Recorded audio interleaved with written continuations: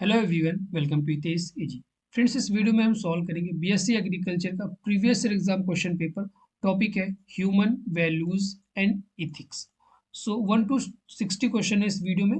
30 question हम इस video में सॉल्व करेंगे, नेक्स्ट वीडियो में 30 क्वेश्चन सॉल्व करेंगे। तो चलिए शुरू करते हैं। Values important for relationship are meaning they may not include aggression, competition, arrogance या ऑल ऑफ द अबव। ठीक है। सो किनको हम नहीं इंक्लूड करते अपने रिलेशनशिप में, एग्रेशन को, कंपटीशन को, एरोगेंस को या all of the above. So option number D क्या हो जाएगा यहाँ पर, ऑल ऑफ द अबव। किसी भी रिलेशनशिप में हम ना एग्रेशन इंक्लूड करते हैं, ना कि कंपटीशन, ना arrogance. So option number D यहाँ पर आपका क्या हो जाएगा, all of the above, correct. Then question number second, feelings in human relationship are trust, respect, love या all of the above. So जो फीलिंग्स होती है वो ट्रस्ट होता है, रिस्पेक्ट होता है, लव होता है, सभी क्या होती है, feelings in human relationship. So option number यहाँ पर भी डी क्या हो जाएगा, करेक्ट। ठीक है, ऑप्शन नंबर डी क्या हो जाएगा, correct. Question number three, one of the basic desire of every human being is always happy, sad, laugh या अर्न मनी। ठीक है, किसी भी ह्यूमन बीइंग का एक जो बेसिक डिजायर है वो कौन सा होता है, कि हमेशा वो खुश रहे, हमेशा प्रसन्न बना रहे। सो ऑप्शन नंबर सी क्या हो जाएगा, सॉरी ऑप्शन नंबर ए क्या हो जाएगा यहाँ पर, करेक्ट। सैड तो बिल्कुल नहीं हो सकता है, लाफ हमेशा हंसता रहे वो भी नहीं, अर्न मनी होता है, बट जो बेसिक है कि खुश रहना, जब आप पैसा होगा तो आप खुश भी रहेंगे। ठीक है, सो बेसिक हमारा क्या है, खुश रहना, पैसा तो आ ही जाएगा। Question number four, is the basic unit of any society group, individual, nature या सोसाइटी। ठीक है, तो सोसाइटी तो बिल्कुल नहीं हो सकता, क्योंकि क्वेश्चन क्या पूछा, is the basic unit of any society. So option number B क्या हो जाएगा, individual is a basic unit of any society. So option number B क्या हो जाएगा, correct. Then question number five, natural acceptance and dash are the two main process of knowing. Natural acceptance and self actualization, self exploration, self evaluation या self control. So correct option क्या हो जाएगा, self exploration and natural acceptance are the two main process of knowing. So option number B यहाँ पर क्या होगा, correct. Then question number six, to fulfill human aspiration dash are necessary. Human aspiration को, आकांक्षाएं जिनको फिलफिल करने के लिए क्या चीज़ नेसेसरी है, values, skills, both A and B या नन ऑफ दी अबव। ठीक है, सो करेक्ट ऑप्शन क्या हो जाएगा, values and skills both are important. So option number यहाँ पर सी क्या होगा, correct. Then question number seven, the value education leads a human being to wisdom, care, harmony या प्रॉस्पेरिटी।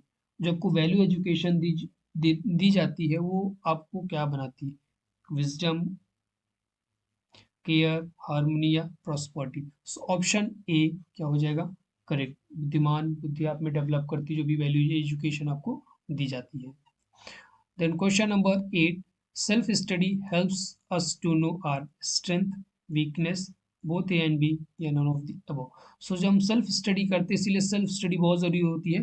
वो हमारी जो स्ट्रेंथ है उसको पता लगाती है, हमारे क्या वीकनेसेस हैं उनको भी पता लगाती है। सो ऑप्शन नंबर सी क्या हो जाएगा, करेक्ट। ठीक है, जो हमारी वीकनेस और स्ट्रेंथ है उसको हम जान पाते हैं अगर हम सेल्फ स्टडी करते हैं तो।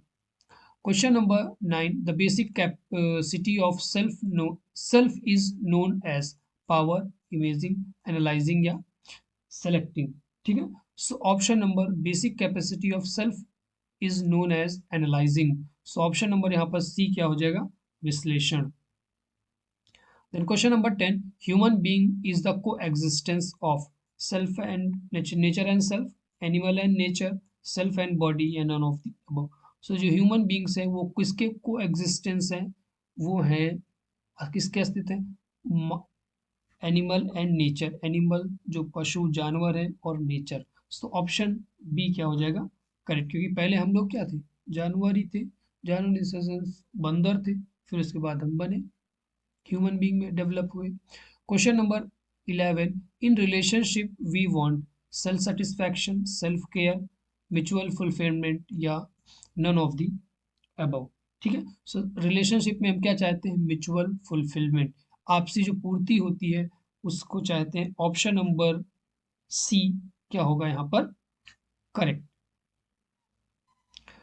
Then question number 12, the feeling that or other is related to me is called affection, care, reverence या ग्लोरी। ठीक है, so that is called affection, the feeling of that other is related to me is called affection. Option number A क्या हो जाएगा correct. Friends अभी बच्चों का थोड़ी दिन बाद ऑब्जेक्टिव क्वेश्चन होगा ह्यूमन वैल्यू एंड एथिक्स का, तो उनके लिए बहुत इंपॉर्टेंट है, वो लोग वीडियोस जरूर देख कर जाएंगे। मैं बताता हूँ 50% क्वेश्चन आपके यहीं से आने वाले हैं, बस ऑप्शन आगे पीछे कर देगा। 50% से ज़्यादा क्वेश्चन आपके सेम पेपर से आएंगे। Question number 13, society is an extension of individual, family, world family या नन ऑफ दी अबव। ठीक है, so society is an extension of, किसका एक्सटेंशन है, फैमिली। ठीक है, ऑप्शन नंबर बी यहाँ पर क्या हो जाएगा करेक्ट।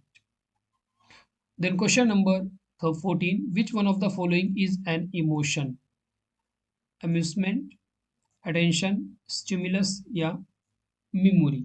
ठीक है, so amusement is an emotion, option number A क्या हो जाएगा यहाँ पर correct. Then question number 15, reward is what kind of motivation, positive and direct, positive and indirect, negative and direct या negative and indirect.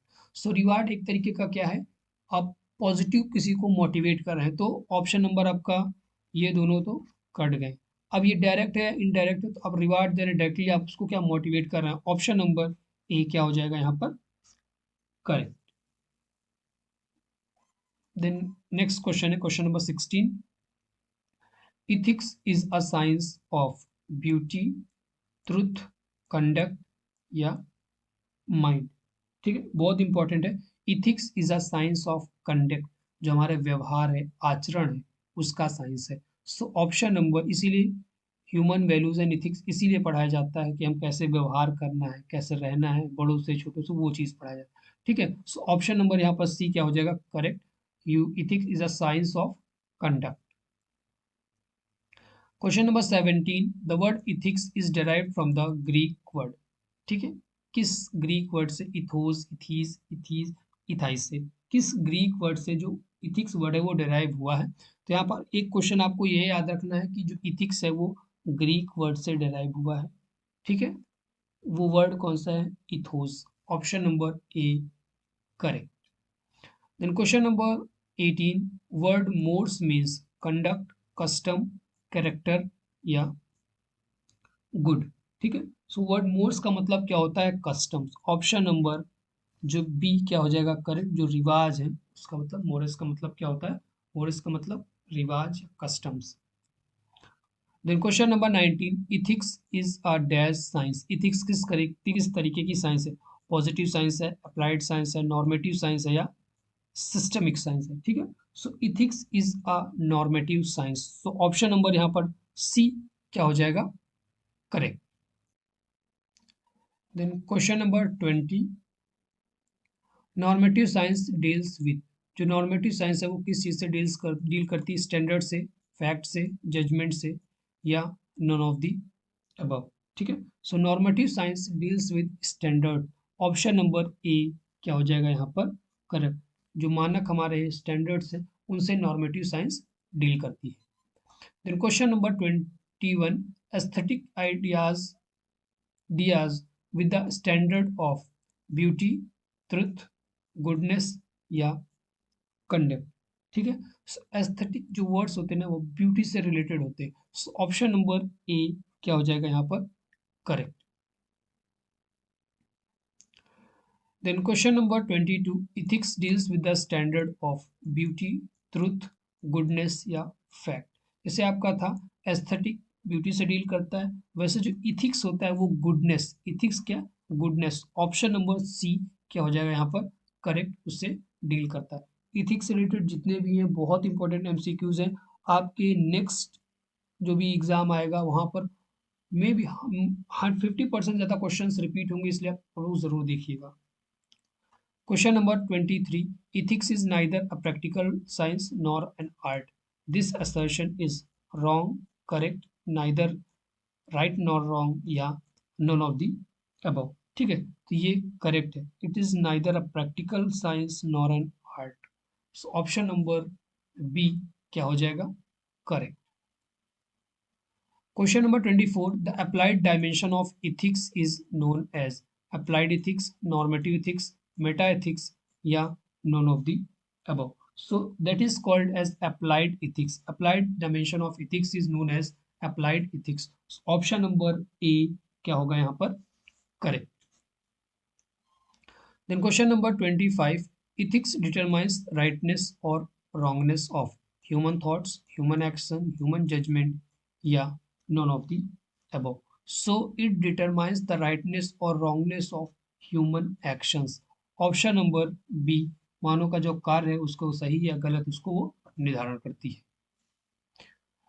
Question number 26. Truth, beauty and dash are considered as the principle of philosophy.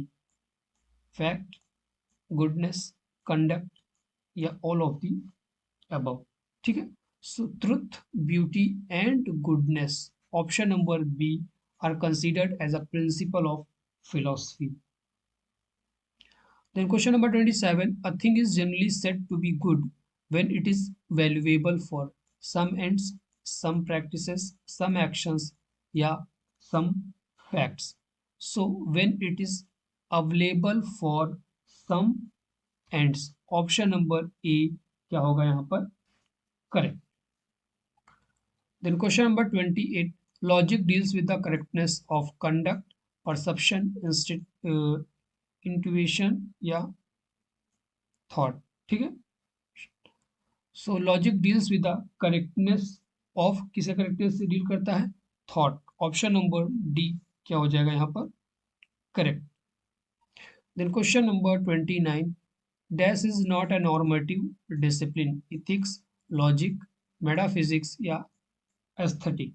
ठीक है, so metaphysics is not a normative discipline, while ethics, logics and aesthetic जो है वो normative discipline है. Then question number 30. Ethics investigates the nature of its fundamental notion like right and duty, right, duty and good. Option number B क्या होगा यहाँ पर? Correct. Ethics investigate the nature of its fundamental notion like right, beauty and good. ठीक है, so option number B क्या हो जाएगा? Correct. Friends, जो रिमेनिंग क्वेश्चंस हैं उनको हम नेक्स्ट वीडियो में सॉल्व करेंगे. तो मिलते हैं नेक्स्ट वीडियो में रिमेनिंग क्वेश्चंस के साथ.